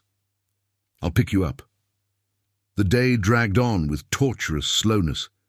Emily could barely concentrate on her tasks, her mind racing with possibilities. What if Ryan's company went under? What if he lost everything? What if he disappeared again, unable to cope with failure? At 6 o'clock sharp, Ryan was waiting in front of the clinic. He looked exhausted, deep circles under his eyes, hair disheveled, as if he had run his hands through it repeatedly. They drove in silence to a nearby park, parking under the shade of a purple jacaranda tree. "How long have you known?" Emily asked as he turned off the engine. 2 weeks. 2 weeks." Her voice rose. "Ryan, why didn't you tell me?" "Because you're pregnant, stressed, dealing with a million things. I didn't want to add more weight. It's not your decision what I can or can't handle." Emily felt the familiar anger rising. "That's exactly what you did 2 years ago. You decided alone, without consulting me. It's not the same, isn't it? You're hiding important things again, making decisions about what I can handle knowing." She turned to face him completely. "If we're going to do this, if we're going to try again, it has to be with total honesty. No secrets." Ryan ran his hands over his face, frustration evident. "You're right, I'm sorry, He exhaled. "I was trying to protect you. I don't need protection. I need partnership." They fell silent for a moment. Then Ryan began to speak, telling her everything. How MedTech was a larger company with more resources. How the lawsuit even, if unfounded, could drag on for years. How investors were getting nervous, some already pulling out funds. How the financial stability he had was threatened. "How much time do you have?" Emily asked when he finished. "I don't know. Weeks, maybe months. It depends on how long we can sustain the legal and operational expenses simultaneously." "And the worst-case scenario?" "Worst-case scenario?" Ryan laughed bitterly. "We lose everything. The patent, the company, my savings go to pay legal debts. I'm back to square one." Emily processed this. She saw the fear in his eyes, the vulnerability he was trying to hide. "And you're telling me this now because you deserve to know. You deserve to know that the man who says he loves you might lose everything he built." He looked directly at her. "And I need to know if this changes anything for you. Do you think I'm that superficial?" Her voice turned cold. "That I care more about your money than about you? That's not it. But it's fair that you know what you're getting into. You have a baby on the way. You need stability, not more uncertainty." Emily was quiet for a long moment. Then, surprising herself, she took his hand. "When my mum was pregnant with Jason, my dad lost his job. He was unemployed for 8 months. She intertwined her fingers with his. They ate rice and beans for weeks. My mum sewed clothes until dawn to earn extra money. It was the hardest time of their lives. Why are you telling me this? Because when I asked my mum how they survived, you know what she said? That they survived together. That on the nights my dad cried out of frustration, she was there. And on the mornings when she wanted to give up, he was there." Emily squeezed his hand. "It wasn't money that saved them, it was partnership." "Emily, if you're going to lose everything, then we lose together. And if you're going to rebuild, we rebuild together." She touched his face. "I didn't fall in love with your money or your title, Ryan. I fell in love with you. And that doesn't change whether you're a CEO or unemployed." Ryan pulled her into a hug, holding her as if she were the only solid thing in a crumbling world. "I don't deserve you," he murmured into her hair. "Probably not," she agreed, pulling a wet laugh from him. "But you're going to have to put up with me anyway." The following weeks were a test of everything they had promised each other. Ryan spent days in meetings with lawyers, nervous investors, and board members. The nights were filled with international calls, paperwork, and visible stress. Emily was there. On the nights he came home too exhausted to eat, she prepared simple meals and made him eat. When he was buried in papers at 2 a.m, she sat beside him on the couch, providing silent company. When he doubted himself, she reminded him of every obstacle he had already overcome. And Ryan reciprocated. Even amidst the chaos, he never missed Emily's prenatal appointments.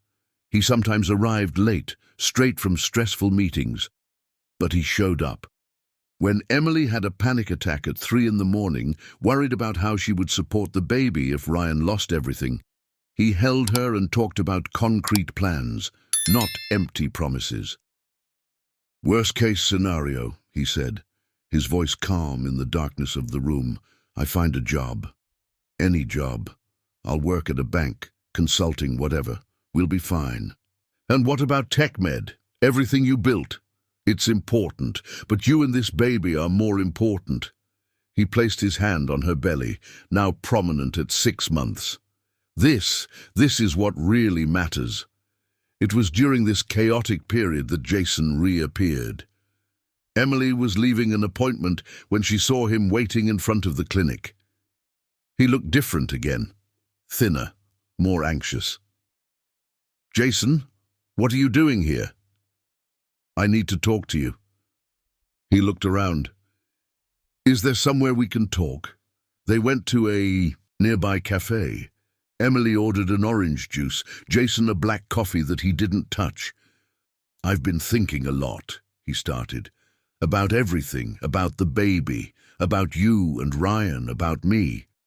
"Jason, let me finish." He took a deep breath. "I'm not Ryan. I'll never have his money, his education, his stability. And I realized I was trying to be a father for the wrong reasons." "What do you mean?" "Guilt. Pressure from my mum, fear of being my father." Jason finally looked at her. "But not because I genuinely want to be a dad. Not yet, maybe never." Emily felt something complex, relief mixed with sadness. "So what are you saying?" "That I'll sign the papers. Parental rights waiver." He pulled an envelope from his pocket. "My lawyer has already prepared everything. You can have Ryan or anyone else legally adopt the baby. No complications." "Are you sure?" "I am." And for the first time, Emily saw genuine peace on his face. "I'm not capable of being the father that this child deserves, but Ryan is. Anyone who sees you two together knows that." Emily took the envelope with trembling hands. "Thank you for being honest, for not pretending to feel something you don't." "I'm sorry for everything." "I know." They parted amicably, and Emily sat in the cafe for another hour, staring at the envelope. When she finally called Ryan to tell him he was in a meeting, but answered anyway. "He signed the waiver," she said without preamble. Silence on the other end. Then, "How are you feeling?" Not "that's great" or "good," but genuine concern for her first. "Relieved, I guess, and sad too. Not for me, but for the baby, for him never knowing his biological father. The baby will have you, and if you let me, he'll have me too. You want to adopt, legally." "I do, more than anything." The emotion in his voice was palpable. "This baby is already mine in my heart, Emily. A piece of paper will just make it official." She cried there in the cafe, silent tears of relief and hope. In August, something unexpected happened. MedTech Solutions, after months of proceedings, was caught in a fraud. They discovered that the previous technology they claimed to have developed was actually stolen from another company. The lawsuit against TechMed was immediately dropped, and the rival company faced its own legal consequences. TechMed not only survived, but came out stronger. Investors who had backed out returned with more capital. New contracts emerged. But the most important thing for Ryan was realizing that during the hardest months, when it seemed like he would lose everything, he never thought about giving up on Emily. The crisis, instead of driving them apart, had brought them closer, in ways he never imagined possible. In September, on an ordinary Tuesday, Emily went into labor. She was at home folding baby clothes when she felt the first contraction. She called Ryan, who was in an important meeting with foreign investors. "The baby is coming," she said, trying to sound calm but failing. "I'm on my way." She heard the sound of a chair scraping, a door slamming. "I'm leaving now. Did you call your mom?" "No, you first. Always you first." Ryan arrived in 20 minutes, breaking all traffic records in San Francisco. He found Emily on the couch, breathing through another contraction. "Are you okay?" he asked, kneeling beside her. "I'm terrified." "Me too." He held her hand. "But we'll do this together." St. Luke's Hospital was ready. Linda arrived shortly after with David and Jason. Sarah rushed in, still in her veterinary clinic uniform. The labor lasted 12 hours. 12 long, exhausting hours where Emily alternated between determination and total panic. Ryan stayed by her side the whole time, holding her hand through each contraction, wiping the sweat from her forehead, breathing together, whispering words of encouragement when she said she couldn't go on. "You can do it," he said each time. "You're the strongest woman I know." At 3:47 in the morning on a Wednesday, Gabriel Carter Mitchell was born. 3.5 kilograms of perfectly healthy baby, with powerful lungs that announced his arrival to the world with an indignant cry. Emily held him for the first time, tears flowing freely as she looked at his tiny, wrinkled face. "Hi, my love," she whispered. "I'm your mom." Ryan was by the bedside, also openly, crying. When the nurse asked if he wanted to hold the baby, he hesitated. "You can," Emily said softly. "He's yours too." With trembling hands, Ryan took Gabriel. The baby seemed tiny in his arms, fragile and perfect. Ryan looked at that little face, at the closed eyes, at the tiny hands, and felt something expand in his chest. "Hi, Gabriel," he said, his voice choked. I am your dad, and I promise I will be here. Always. For every moment. You." Emily would never question if she was loved or important, because she was. She was everything. Emily watched the scene through tears, seeing the man she loved holding their son now, with so much love and reverence that her heart felt like it was about to explode. The following months were a whirlwind, sleepless nights, feedings every 3 hours, endless diapers, crying that seemed never-ending, exhaustion that Emily never imagined was possible, but they were also magical. Gabriel's first smile, the adorable sounds he made, the way he held Ryan's finger with surprising strength, the mornings they woke up together, Emily, Ryan and Gabriel, in a messy bed, and everything felt perfect despite the fatigue. Ryan kept every promise. He woke up for the 3 a.m. feedings, changed diapers without complaint, and calmed Gabriel when he cried inconsolably. He worked from home whenever possible, rearranging meetings so he wouldn't miss the first months of their son's life. In December, 6 months after Gabriel's birth, Ryan proposed to Emily. It wasn't grand or extravagant. It was on a lazy Sunday in Central Park. Gabriel babbled in the stroller, pointing at ducks in the lake. The spring sun warmed the chilly day. Ryan stopped pushing the stroller and knelt down. Emily froze. "What are you doing?" "Something I should have done years ago." He pulled a small box from his pocket. "Emily Marie Carter, you are the most amazing woman I know. You forgave me when I didn't deserve it. You gave me a second chance that wasn't mine by right. You let me be the father of your son, gave me a family when I thought I had lost everything forever." "Ryan, I know I'm not perfect. I know I will make mistakes, that I will work too much. At times, that I will forget to buy milk or leave Gabriel's clothes wet in the washer. A smile crossed his face. But I promise to love you every day. I promise to choose you and Gabriel over any career, any promotion, any success. I promise to be a true partner, not just on the good days, but especially on the tough ones. He opened the box, revealing a simple and beautiful ring. Will you marry me? Again? For the first time for real? Emily looked at him, at the man who had left her and returned transformed, at the father who cradled their son at 3 a.m., at the partner who stood by her in the worst moments. Yes, she said, smiling through tears. 1,000 times, yes. He slid the ring onto her finger and kissed her deeply, while Gabriel giggled in the stroller, as if he understood the significance of the moment. Around them, life continued. People passed by, ducks swam in the lake, the sun shone. But in that moment, the three of them, Emily, Ryan and Gabriel, were a complete world unto themselves.